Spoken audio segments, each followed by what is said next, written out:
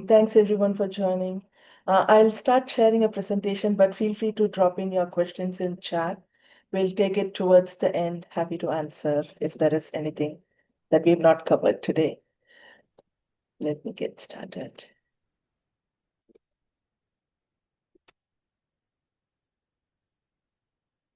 And again, like I mentioned, I'm Bhuva Shakti. I'm the founder of WalletMax, but I'm also a startups advisor. I focus on predominantly product development, operations, as well as end-to-end fundraising.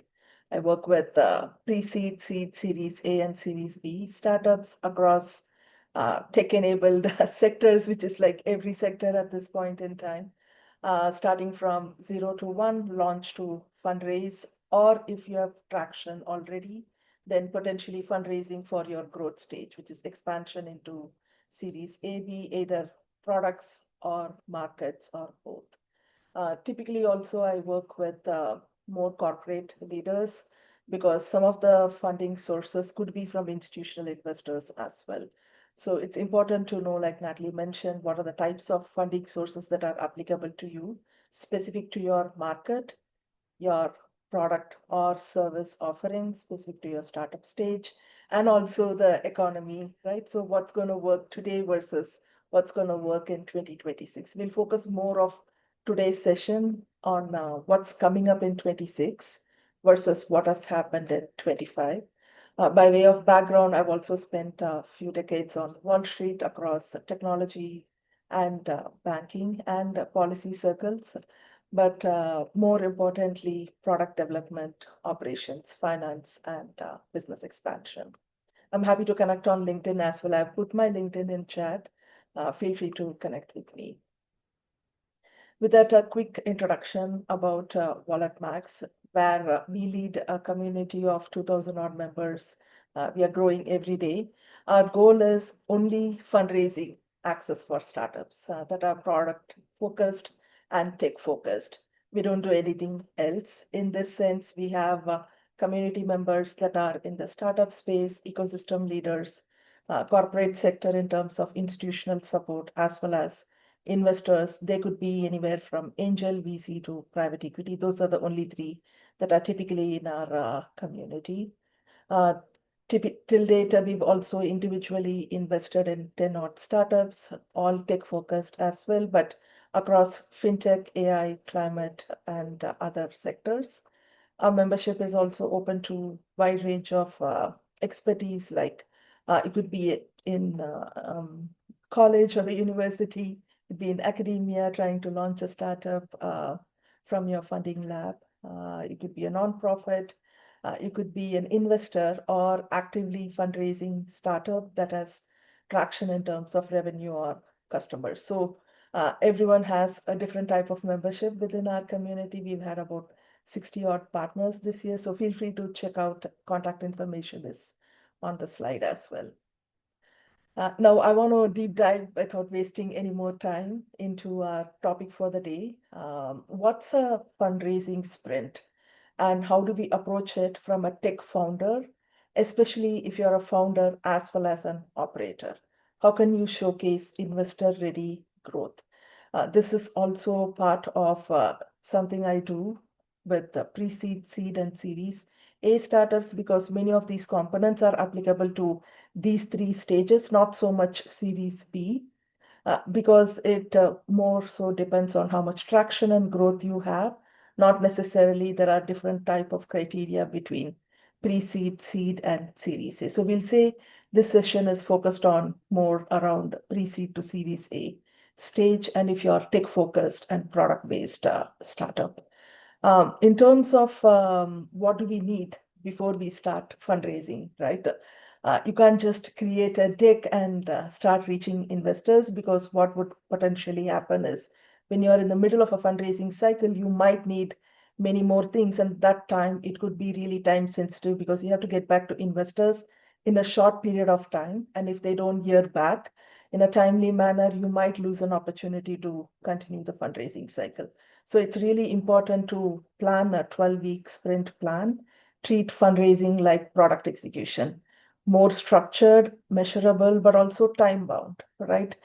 You may not have to do everything every week, but you need to continuously keep adding momentum to show progress because you have to run a company also while you're trying to fundraise in parallel. So it's important to balance your effort on both sides. As we know today, like investors, when we look at the forecast for 2026, some of them are taking much longer to decide.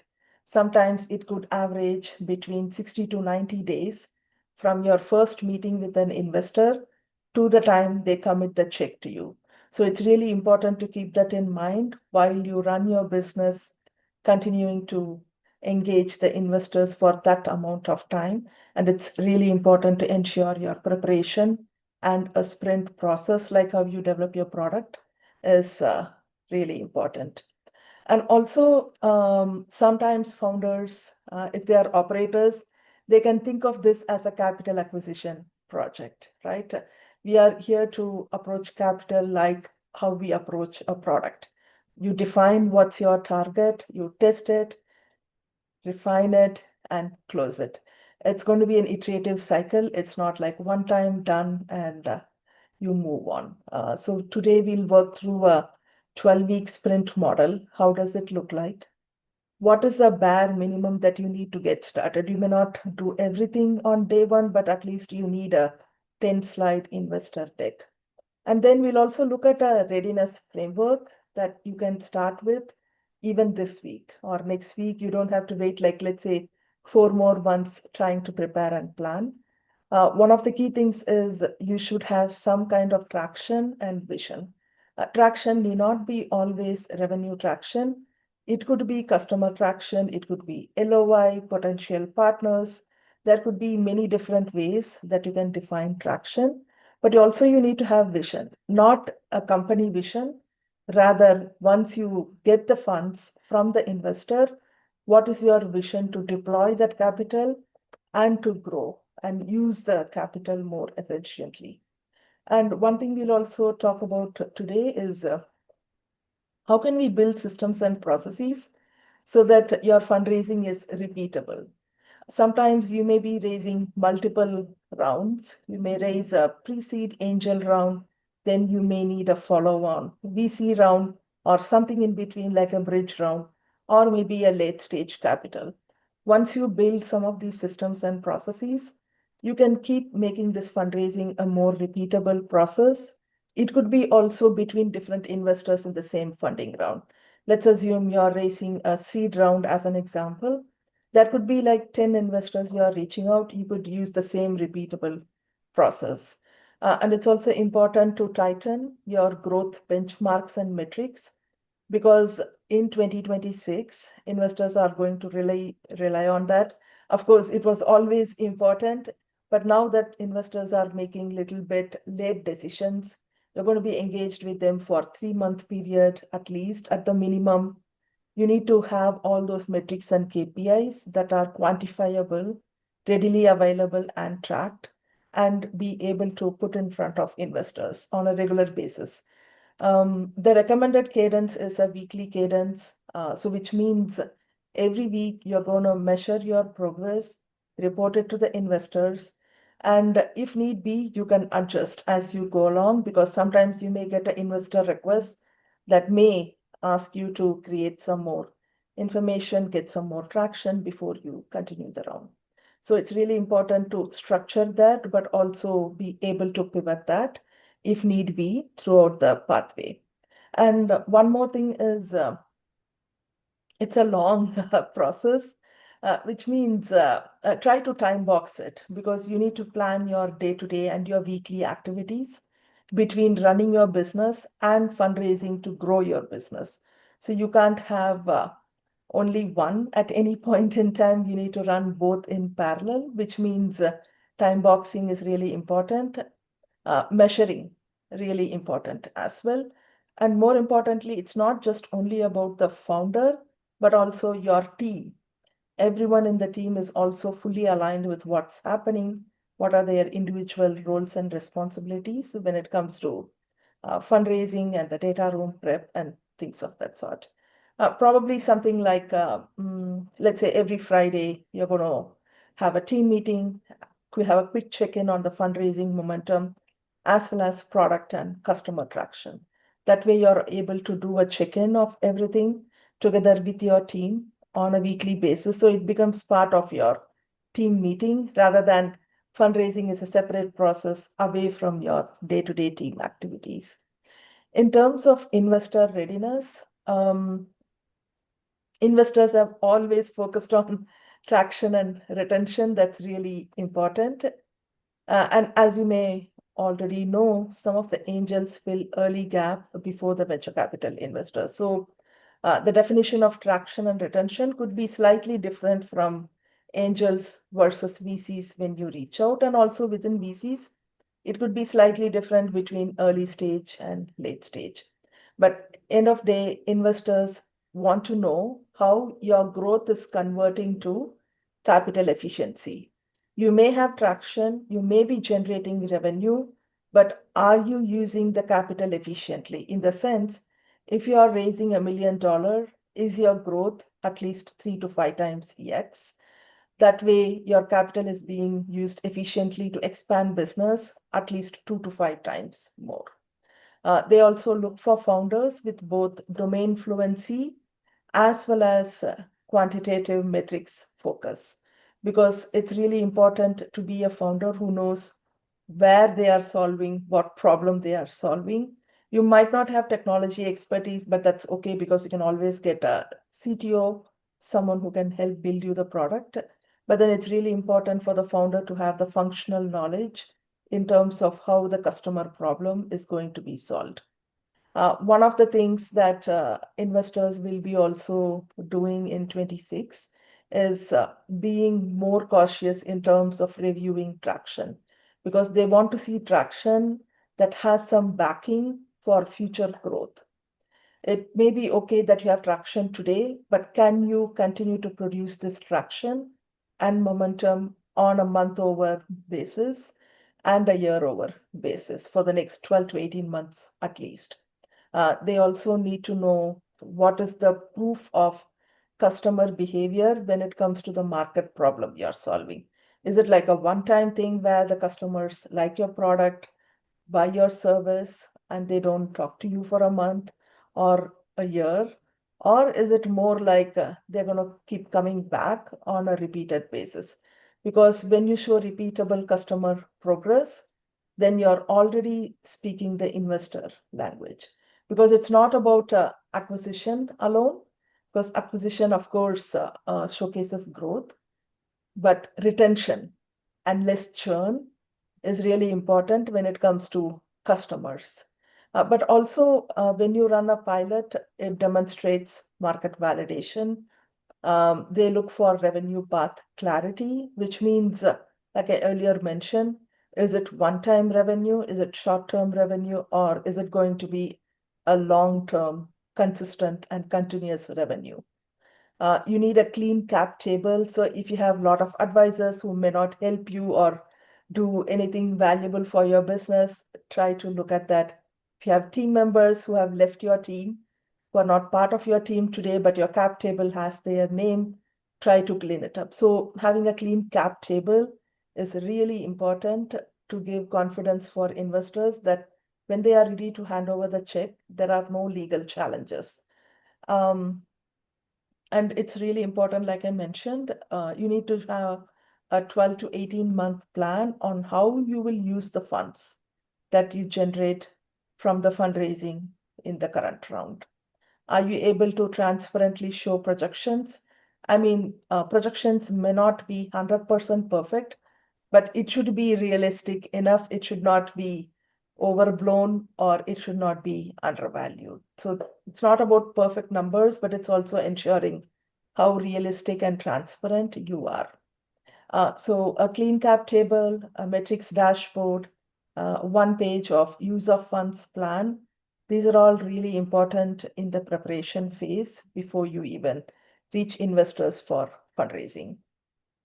Now let's get into the 12-week fundraising fast track sprint. Like we saw earlier, fundraising, it's an execution sprint, meaning it's time boxed. It's not an open-ended project because you can't fundraise forever because you cannot run your business beyond a certain point in time if you have a open-ended fundraising cycle. So I'm going to try to split 12 weeks into 3 phases. More like phase 1 is the first month, the first 4 weeks. Let's call it preparation. You're doing enough preparation so that when you're in phase 2 for the next 4 weeks, you are consistently engaging with investors and not creating a break in the cycle to go back and prepare something again. So that's really important to continue to push the momentum. And the last phase is close. Even after you have commitment from the investor to invest in your current round, there are so many other things that we need to take care in the closing phase. And remember, fundraising is not complete until the money hits your bank account. So you may have a check, you may have a legal document, but if the money is not in the bank account, then you are still not closing the cycle. So it's really important that we have clear start and end dates for each of these phases. That's number one. You have a weekly cadence and reporting. Sometimes it could be self-reporting, but ideally it's helpful if you are able to hold each other accountable in a team or even send weekly updates to investors you have met so far. They may not have expressed interest yet, but it's good to keep them warm. You can also combine qualitative and quantitative data. That's really important. Having not all quantitative data is not going to give you a lot of indication on the future possibility of where the market is headed. So it's really important to combine both. And also try to review progress, like I mentioned, with investors that you are iteratively reaching out. For example, if you reach out to 2 investors in week 5, 3 in week 6, continue to send updates to all 5 investors from week 6 onwards. So don't try to disengage because investors may be going through their internal process to come back to you with a decision. And we want to ensure they are kept up to date with your updates. And over this 12-week, the goal is like a product release. If you're a tech founder, you know this already, where you set the targets for your product, you build it, test it, iterate it, fix issues, launch, relaunch, right? It's very similar to that, where phase 1 is preparation, it sets the foundation. Phase 2 is engagement, where we are building momentum. And phase 3 is the closing. It's more around not just getting a legal agreement signed, but also ensuring the money hits the bank account. And accountability is also really critical. That's why I mentioned at the start, it's important on a weekly basis as a team that you review product progress, company progress, but also fundraising progress with your team. Because if you are able to run product sprints, fundraising should not be any different. It's another 12-week sprint that you will be working along with your product development. And when it comes to committing to a real date, definitely put actual dates for these 12 weeks. Don't put an imaginary date and keep moving it, because then probably it might indicate even to your own team that you're not ready to fundraise at this point in time.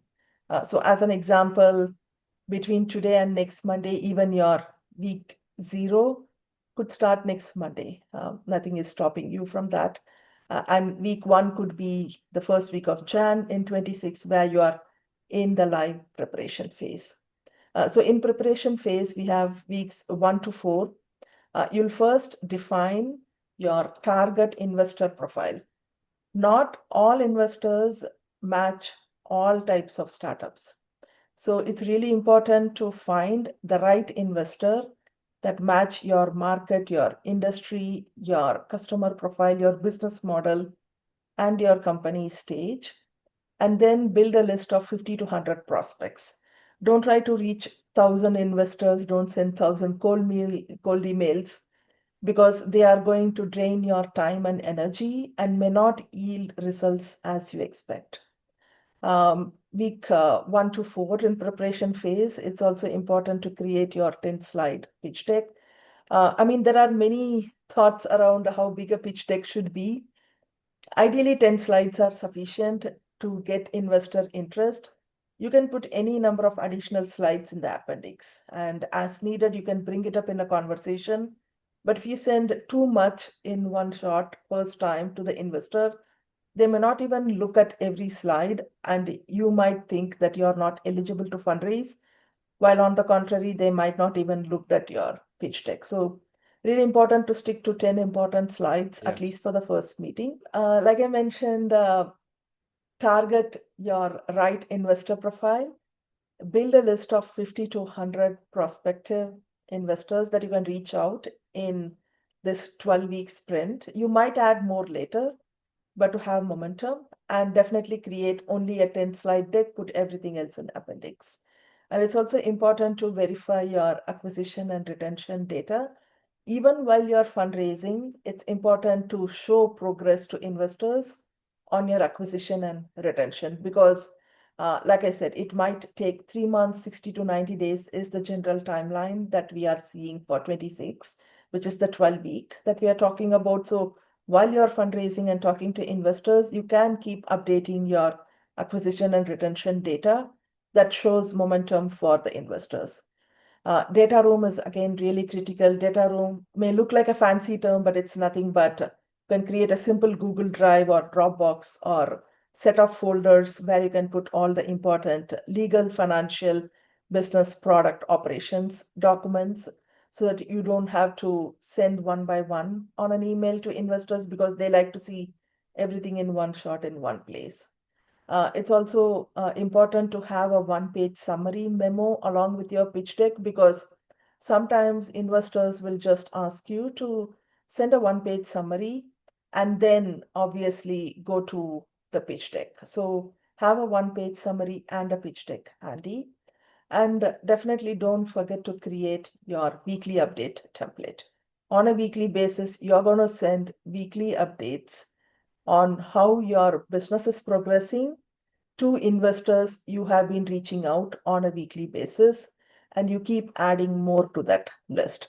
This is really important to build and maintain credibility while you're fundraising, while in the process of fundraising and running the business. And one more thing is also, when it comes to dashboards and weekly reports, don't try to build something and spend time perfecting it. It could be as simple as a spreadsheet also that can summarize your traction. Clearly, it's really important to make this more repeatable. When you simplify a process or a workflow, you are more able to, keep up with the weekly process instead of trying to get complex into the weeds, right? So just to quickly summarize, in preparation, building target investor profile, identifying 50 to 100 prospects, having one-page memo, a 10-slide deck, and a weekly update template with a simple spreadsheet of all the metrics that you track on a weekly basis while you are pursuing this 12-week fundraising journey. And one other thing is also really important, where quality over volume is critical. Sometimes you may not even need 50 to 100 names, even 50 names is plenty, because that itself is going to take a lot of your time in trying to do follow-up calls, meetings, in-person meetings, demos, and discussions.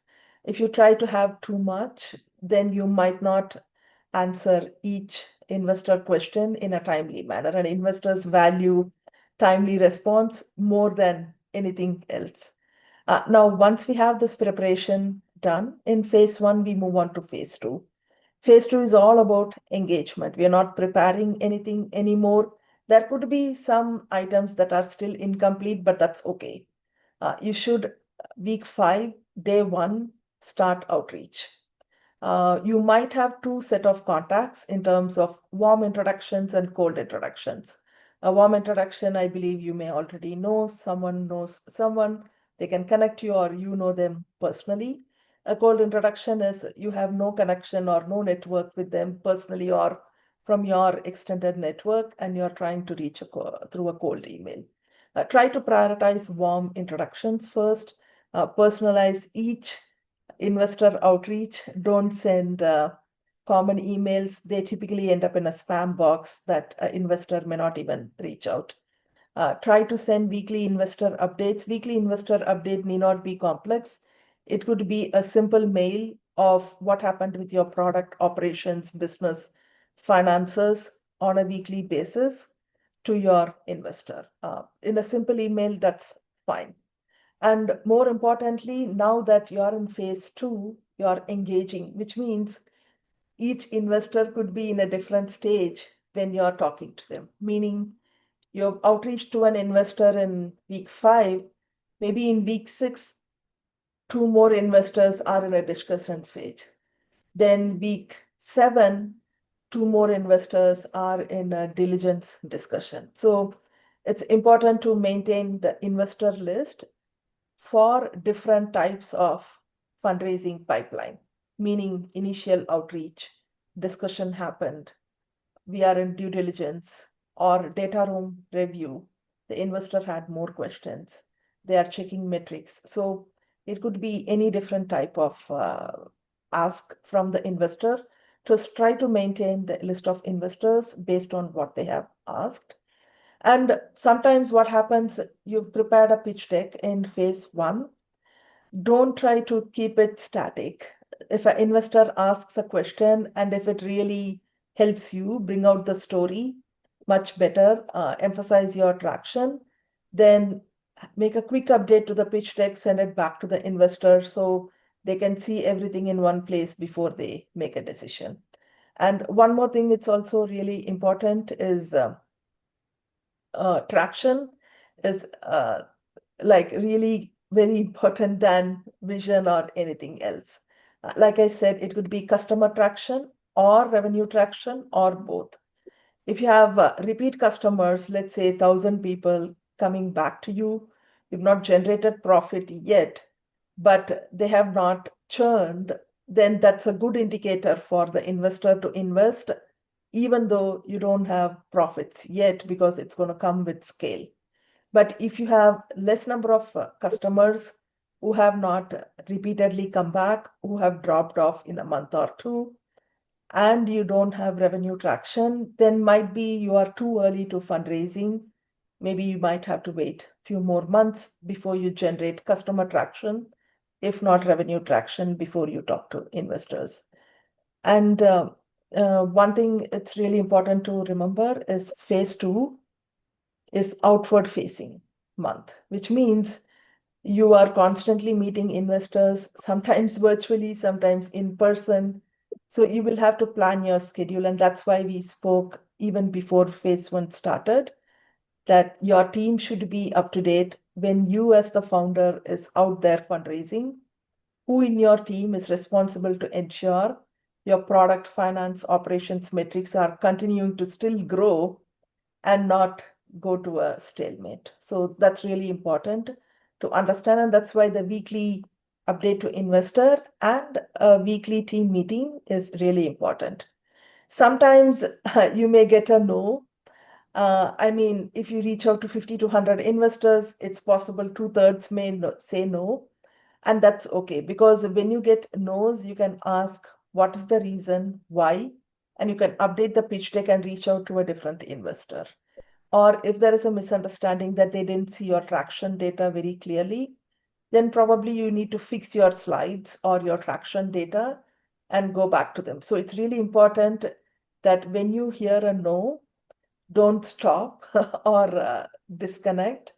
Go back and ask the investor as to why and why not, so that you're able to fix it and go back to them. If not to this investor, maybe to a different investor. So both are okay. Now, in terms of the final phase, we are in phase 3, which is closing. It's typically weeks 9 to 12, your 3rd month. Now, you're not preparing anymore. You're not outreaching anymore. You are really engaging with those top set of few investors who showed interest. If there are set of investors who didn't show interest in phase 3, 3rd month, Don't spend time trying to reaching them, but put your energy and effort more into those top investors who reached out to you, who want to learn more about your metrics, your traction, and things of that sort. So this is the time where your data room comes handy. Now, when like 5 investors want to talk to you, review your data room for legal, finance, and other business documents, you don't have time to go and create a data room, which means you've already done that in phase one, and you're just going to share with the investor without wasting any more time. Very important, like I mentioned, you need to negotiate with the investor. If terms are not acceptable, engage a legal team, but definitely don't try to sign up something for the reason to close the current fundraising round. Because fundraising, once you get the check, your investor is going to be a team member with you on a day-to-day basis in your company. So if you are not quite aligned with the valuation terms, then it's okay to negotiate than try to accept it, because if you are misaligned with your investor, you cannot run your business once you get the fundraising check. It's going to be a day-to-day nightmare. So it's really important to document any and all verbal commitments, get legal approvals, ensure this is a long-term plan that you can stay with, your team is able to align with before you do the final closing. In the final month is also very important, where sometimes when you close the current round, you're not going to lose contact with the current investor. It's really important to keep in touch with investors who said yes and investors who said no.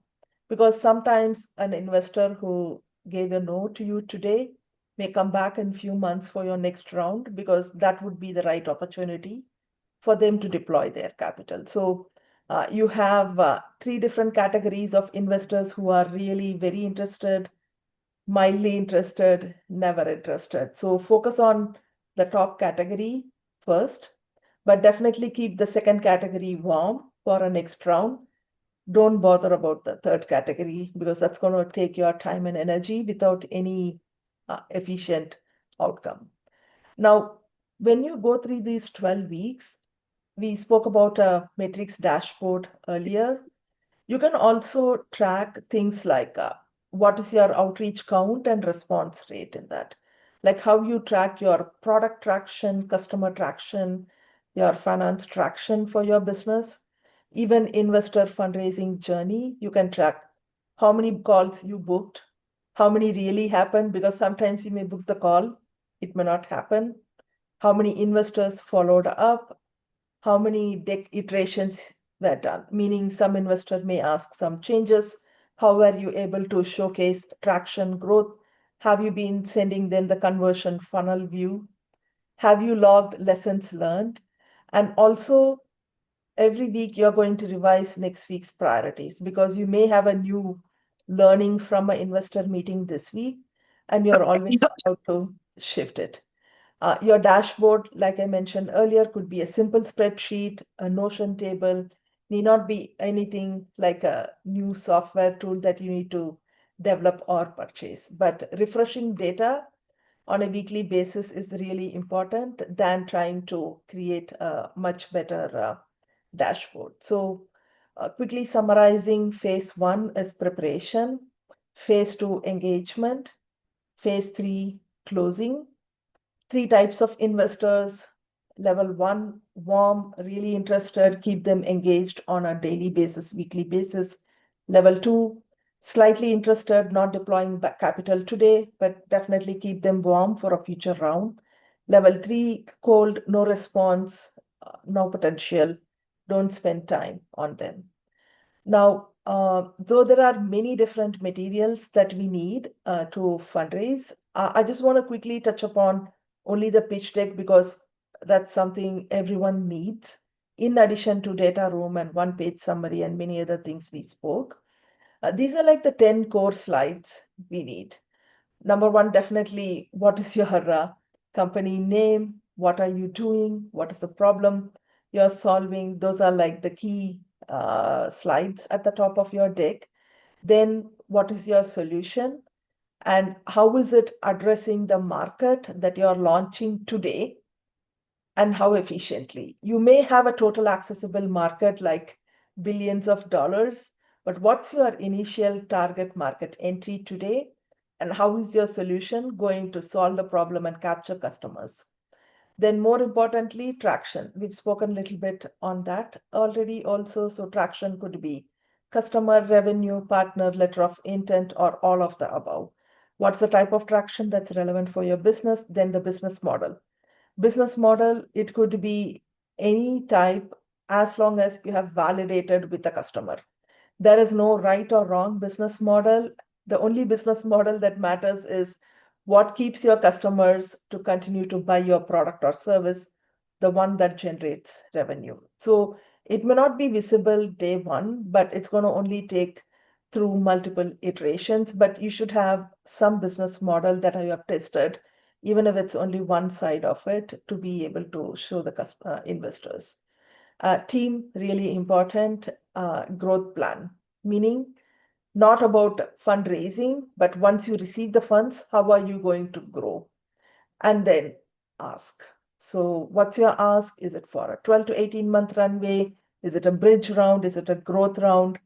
What is your vision to use these funds more efficiently? So if you see in all of these slides, each slide should have only one purpose. Don't try to mix solution and market, business model and traction, because sometimes there could be multiple team members in an investor team.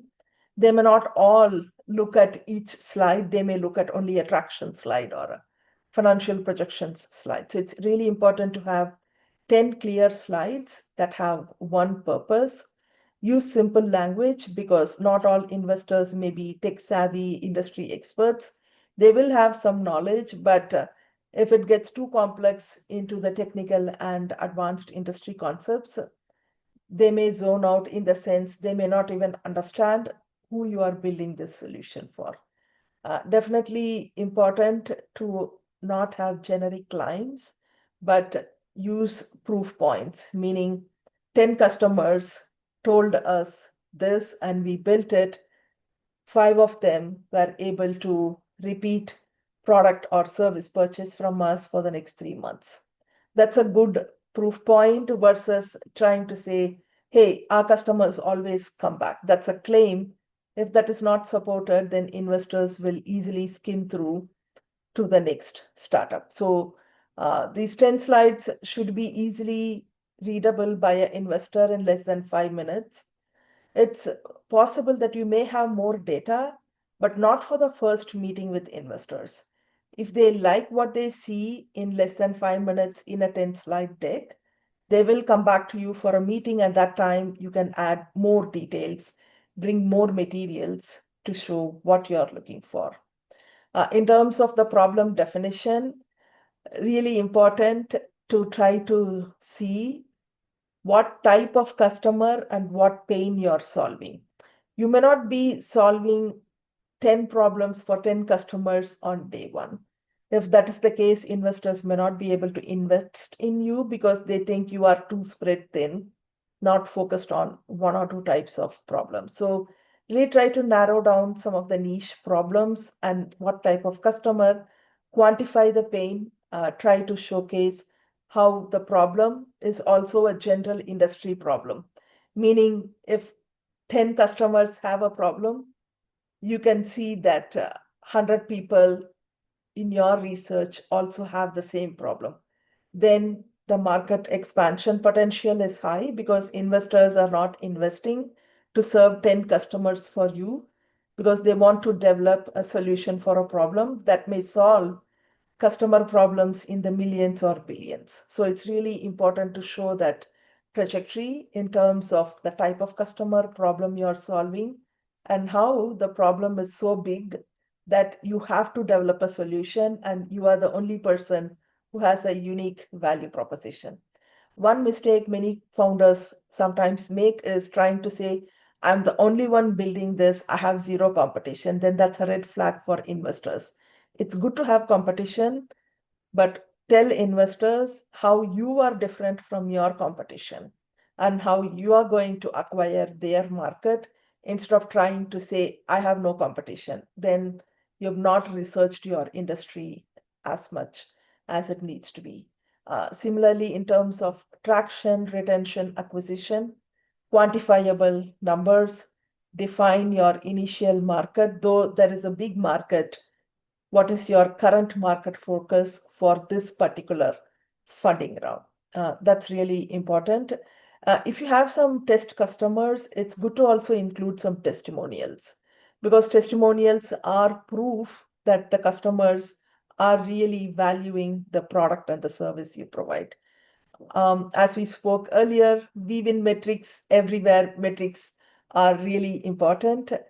In terms of team, you may have lot of team members, but it's really important to show only those that are relevant to this fundraising round. Meaning, if this is a tech heavy fundraising round, probably have your CTO, your engineers, your finance team, they are more important.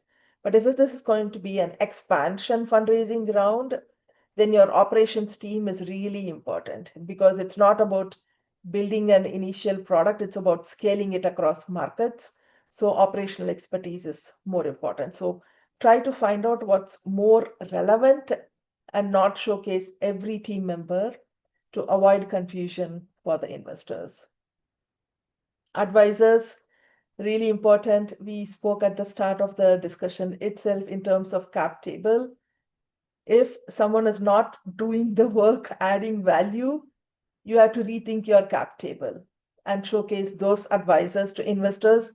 Because if your cap table is not clean with people who have no value to add, investors more likely won't be able to invest in your business, because they already have made up their mind that you have an inefficient business model. In terms of revenue and profit break even and traction, have a clear idea for your pricing logic.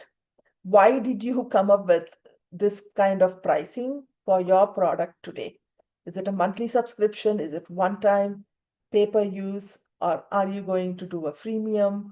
What is the business model? How did you come up with the pricing? It may not be perfect as long as it's in the range. And do you know your unit economics? Unit economics is nothing but to develop or deliver one unit of product or service to one customer, how much you spend, how much they pay, and what is the margin. Is it positive, negative, break even? That level of detail is important. Investors look for unit economics than larger revenue projections, because sometimes when you show the big revenue projections, it may look like, oh, you have a $1 billion, $1 million business. When you go down to the unit economics, you may see that you are hardly making 1x or 2x on the cost that's going on in terms of the product and service you offer. So really have your unit economics and pricing logic handy. They can be supported by bigger revenue projections for 12 to 18 months, but they are not a replacement for unit economics and pricing logic. So investors ask more questions in that than any other slide in your pitch deck. And the ask, really important here when you come down to the ask and where you say that how you will use the fund, slide number 9 and 10. If you say, okay, I'm going to hire 10 people, that's a red flag again for investors. If you say, I have to hire 10 engineers or 2 operations people or 5 finance team members or 3 industry experts to deliver something to a customer, then that adds value. Don't try to have your ask as, okay, I need to raise $1 million to hire 10 people. Rather, we are raising $1 million to hire 10 people with this skill set so that we can deliver XYZ to 100 customers in this market by end of 26. That gives a clear view for investors as to how their money is going to be used. And also really important to not go too deep into your funding plan, right? So just keep 3 to 4 buckets of how the funds will be used, keep it visual, make it more like a chart. And if investors have more questions, you can always clarify, but don't try to put too much that they don't even pay attention. So that's really important. And when in the last slide, when you're talking about how is your vision to use the fund to achieve your business growth, it's also really important to tie back to your problem that you started in the first 1 or 2 slides. So the 10 slide deck is more like a loop where you start with a problem, a solution, you share details on how you're going to achieve it, and then you tie back to solving the problem at a larger scale. They are not independent slides. Each slide talks to each other, but each slide talks about only one takeaway per slide. That way it's clean and it's also usable by different team members with the investor. Metrics, we've spoken enough. Use only key metrics in your first slide version. In your second and third conversation with the investor, you can add more metrics. Lastly, also in terms of the investor checklist, legal documents I'm not covering today because I'm not an attorney. It's definitely also part of the data room prep that you should do when you have the preparation phase going on, which is the first month. Your NDAs, your business formation, your cap table, like I said, advisor references, what is your IP status, if there is anything, all the legal documentation should also be collected along with your data room. In terms of due diligence, investors typically look at legal, financial, technical, customer traction, obviously, team references. Those are like more in the second and third meetings, not necessarily in the first meeting. So don't try to show all that in the first meeting, because in the first meeting, all you're trying to do is ask the investor if they are willing to have a second meeting. Having a second meeting shows interest that they want to learn more about your product or problem that you're solving. And then you can bring in additional details in terms of metrics and other things. When it comes to metrics, always have a before and after scenario, meaning not trying to say, okay, I have 10 customers who repeatedly come and buy my product every 3 months. Show a before and after scenario, meaning first 3 months of 2025, we have 10 customers who repeatedly came back. But in Q2, we were able to increase that number to 20. Then this shows traction to investor that you are growing consistently instead of telling, okay, Q2, we have 20 customers. But is that an increase from the prior month? Then it's a good thing for investors. So it's really important to show that impact. And more importantly, metrics, always don't try to just dump metrics on a slide. If it's not relevant, investors will just anyway browse through. Always ask, okay, if this metric is there, how is it going to help with my fundraising? If it's helping, leave it. If it's not helping, remove it. It's not relevant for fundraising. And in terms of outreach also, when you outreach to investors, treat it more like a sales funnel, right? So how you are building your business, how you're acquiring customers. Similarly, build an outreach system or a sales funnel where you are bringing investors. You have a CRM system, which is nothing but a simple spreadsheet where you track who is interested, track them by stage, sector, check size. Sometimes you may find the right investor, but they may not fund the full check, which means if you're raising 500K, you may need 2 investors who have to give you 250 checks, right? Which means you need to keep 2 investors warm so that they are able to close the funding round at the same time for your business plan to progress. So really important to create this outreach system in a simple spreadsheet by different check sizes, sector and stage, and interested investors. And if someone has follow-up questions, I also mentioned a few times earlier where they like to get back on your responses little bit sooner, meaning it should be sometime within the same week. When you take 2, 3 weeks before you can get back to the investor, they lose interest because, every day 100 to 200 startups are pitching to them.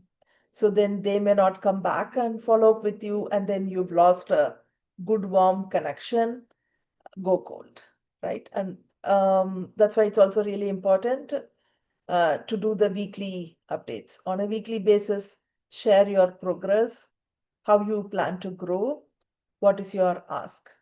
Even if you are still in an investor discussion, really important to share a quick email update. We spoke about it earlier. Just share progress on different aspects of your business, product operations, finance, technology, whatever that's relevant. What is your plan in each of those areas in the next month or next 3 months? What is your ask today? Sometimes it may not be a funding ask also. So you could be a B2B business and you really want a warm introduction from an investor to a corporation that needs to partner with you and give you a contract. So that could also be an ask. Ask need not be always funding and revenue oriented. And one more last thing before we close the session is, and we can go into Q&A. Like I said, this week we are in this session. Next week could be your week 0, which means take time next week, list some investor actions you want to do starting week 1, which is January. So it could be a Jan, Feb, March, 3-month sprint. Create a list of action items, assign real dates to your sprint, assign owners. Sometimes the owner could be you, owner could be someone else in your team. Not everything needs to be done by you. Add a completion date similar to how you track a product roadmap. Note dependencies, resources, share goals, and review them in your weekly team meeting. One more thing is, let's say after you close the funding round, don't lose connection with investors. Every investor you have reached out, except the cold ones who never responded to you, keep them warm because they may be useful for 2 things after you close the round. One, for a future fundraising round, or you fundraised today, you need them to make an introduction to you to some other business or customer that could help your business grow. So keep all investor relationships warm. Continue to send your weekly updates even after you close your fundraising round. And it's also important to share challenges in these weekly updates. If you are sharing good news all the time, then investors might be slightly doubtful because a business is bound to have some challenges. So it's good to share challenges and plans to tackle them in investor updates, because sometimes investors like to mentor the founders, meaning they might know someone or do something that could help alleviate a challenge for you. So it's good to be transparent in terms of both wins and challenges in the update that you send to the investor. And then obviously, we've spoken about the sprint, the deck, the metrics, the emails that you need to send, data room, how the due diligence happens.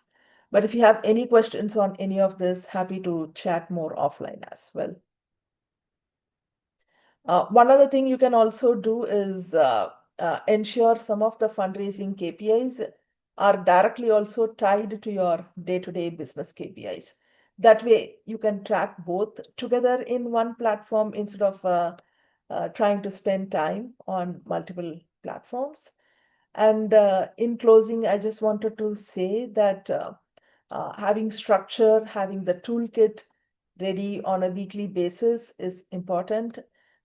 Be sure to pivot if need be on a weekly basis when you meet investors, get feedback, adjust, repitch, and continue the momentum. Definitely continue to keep the weekly updates to investors during as well as post the fundraising sprint.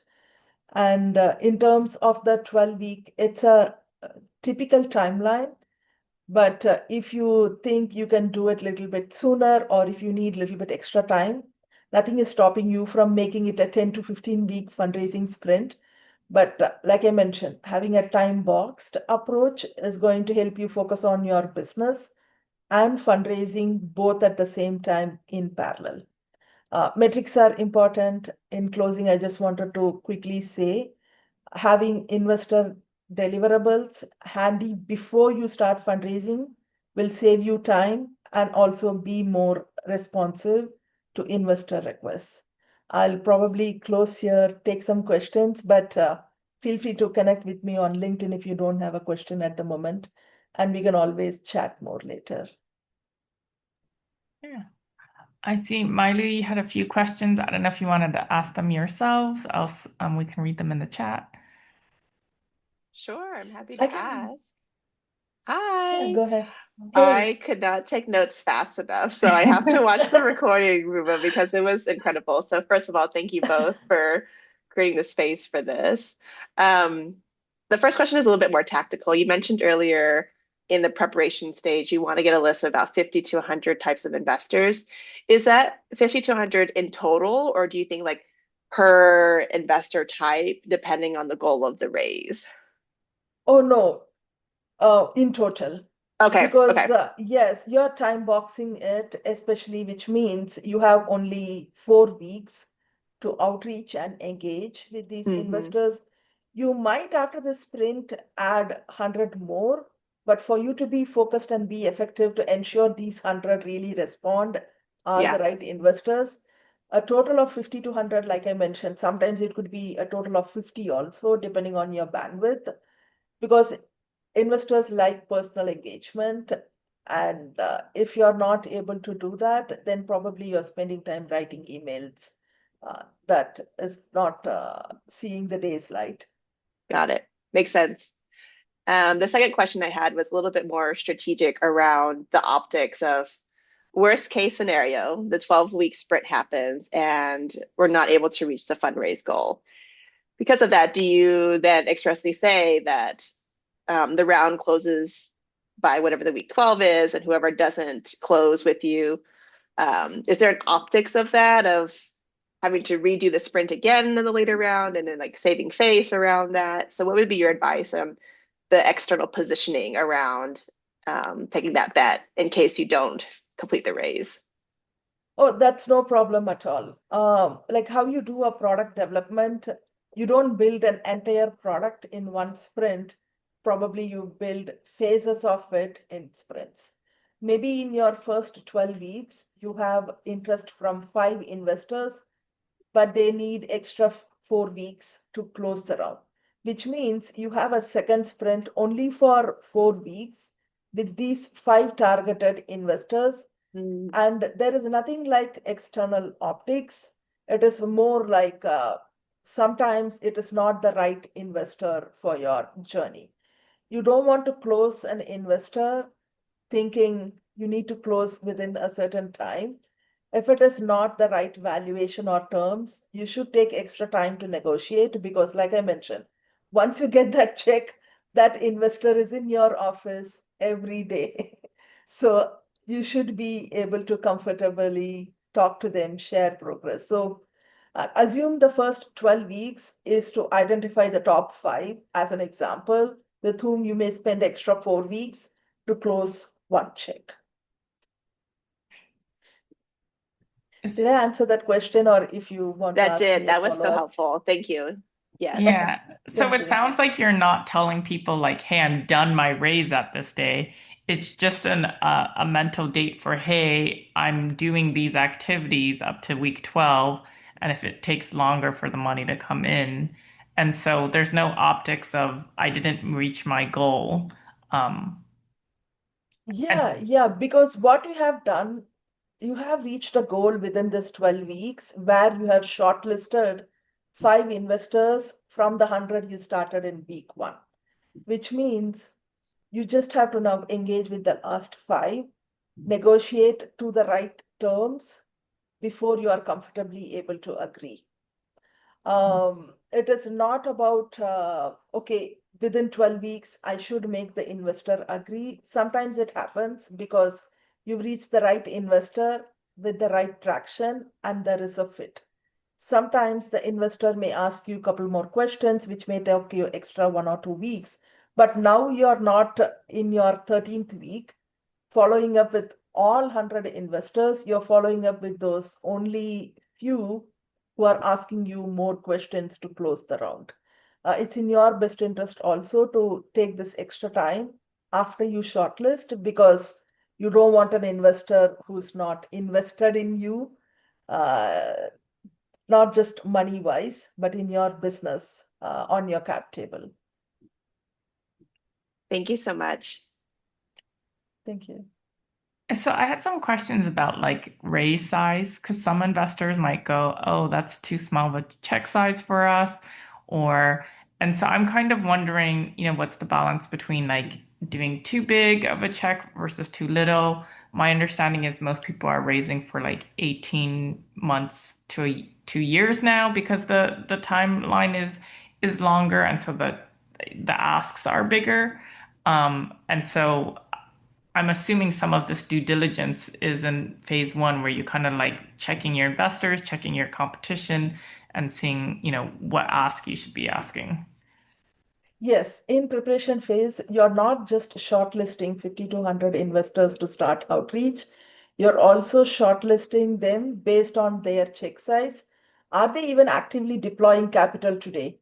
They may have been actively deploying, let us say, in September, but they may not be deploying between now and the next 6 months. Then you're reaching the wrong investor. It's also really important, of course, like you mentioned, earlier we used to fundraise between 12 to 18 months. These days, 18 to 24 months is becoming very common due to longer cycles as well as multiple times that you have to engage with the investor within one round itself. That takes the founder's time. So what I have seen is people say, okay, I am raising 2 million as an example for the next 18 to 24 months. I'm also actively raising a bridge round for the next 6 months runway from angels. That could be smaller in terms of like 500K. What they do is they fundraise from angel investors and venture capital exactly at the same time. This is a hypothetical example, but there could be other variations. So your ask slide has fundraising 18 to 24 months, 2 million runway, bridge round 500K from angel investors, typical check size 10K per angel. So you are fundraising both at the same time. So if you find angels who are able to invest 500K, even one lead angel, that itself is a traction story for the venture capital investor to say, hey, I have an interested lead angel investor who is able to provide some bridge gap funding. Would you be able to come in as a secondary investor to do a follow-on of the bridge round? So we can then do the bigger round. So there are so many ways you can approach this, but you should definitely write in your pitch deck that you are raising $2 million for a 24-month, and you're also actively looking for a bridge round of 500K between now and 6 months. So you are covering both investors, and that's very common. Are there other questions that people want to ask? Feel free to unmute yourself or raise a hand.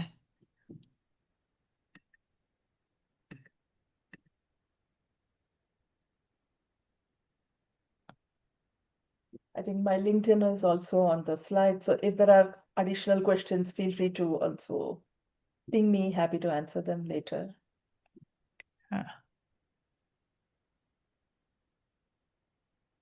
Great. I mean, a quick one is like, what changes have you seen from 2025 to 2026? Yeah. Yeah, three big changes. One is the fund closing cycle is very long. In a sense, typically you are able to close a funding round in 2 to 3 months. Now that's considered the lower range of the end, which means you are competing for less number of investors who are taking longer time along with other startups. So it's really important to put forward key metrics and traction and other details in the first time that your investors see the pitch deck, because they won't look at your pitch deck a second time if you missed some of it. So preparation is really important. That's one.